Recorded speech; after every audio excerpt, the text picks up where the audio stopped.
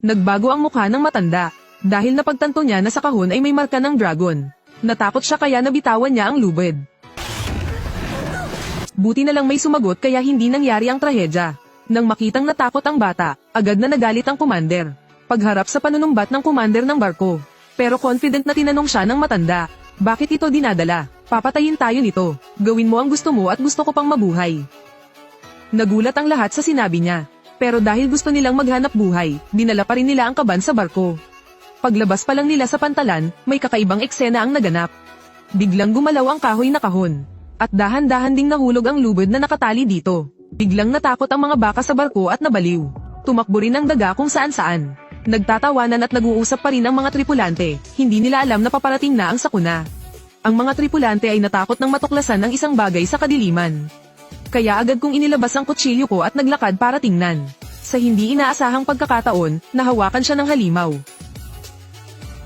Bago hinintay na mag-react ang lalaki, naglaslas muna siya ng lalamunan. Naubusan pa ng dugo, napukaw ng ingay ang atensyon ng manager ng warehouse. At pagdating niya ay kinilabutan siya. Ang buong baka ay inalisan ng dugo na may malaking butas. Laking gulat din ng ibang mga taong naroroon. Ngunit walang sinabi ang taong ito. Bumaba siya sa basement, at nakatuklas ng isang sako.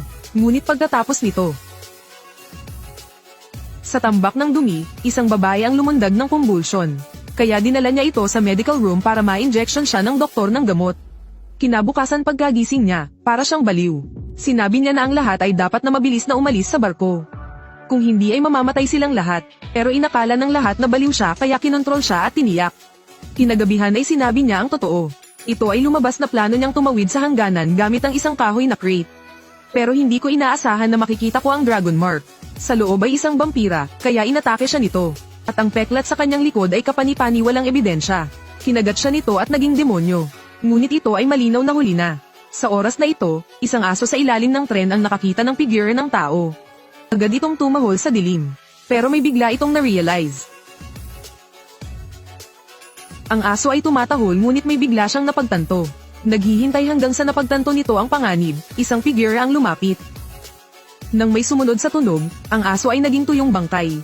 Ngunit ang barko ay nakatagpo ng isang bagyo. Kaya naglibot ang security team para suriin. Sa hindi inaasahang pagkakataon, tinutukan siya ng isang demonyong sumisip-sip ng dugo. Umakyat man siya sa layag ay nakagat pa rin siya nito. Hindi nagtagal, inatake niya ang kanyang mga kasamahan. Pati ang bata ay pinuntirya niya. Buti na lang mabilis siyang nakatakas. At nagtago sa isang bodega at nilock ang pinto. Kinokontrol ng kapitan ang mga mutant. Inakala ng bata na siya ay naligtas. Ngunit nang siya ay tumingala, ang halimaw ay nasa itaas ng kanyang ulo, umaatake sa kanya.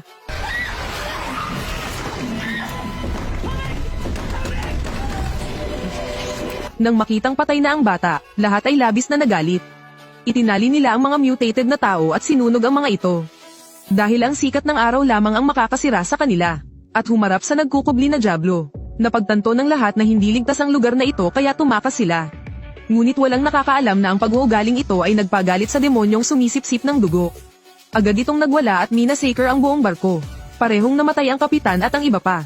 At tanging ang babae at ang lalaking itim ang natira. Sila rin ang target nito, kaya paano sila makakaalis ng ligtas? Sa lalong madaling buhay ay nanganganib. Pagkatapos ay kinuha ng batang babae ang kanyang kutsilyo at pinutol ang mga lubid ng layag. Mabilis na nahulog ang tumpok ng kahoy sa itaas. At dumiretso sa katawan ng vampira. Walang gaanong iniisip, tumalon ang dalawa sa dagat. Lumakas ang dagat, at akala nila ay nakatakas na sila. Ngunit kinabukasan, nagbago ang katawan ng dalaga. Upang hindi siya mapahamak, sumakay siya sa isang bangka at lumutang.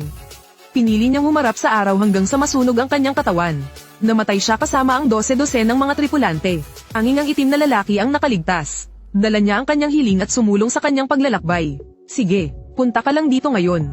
Palem, see you sa susunod na episode.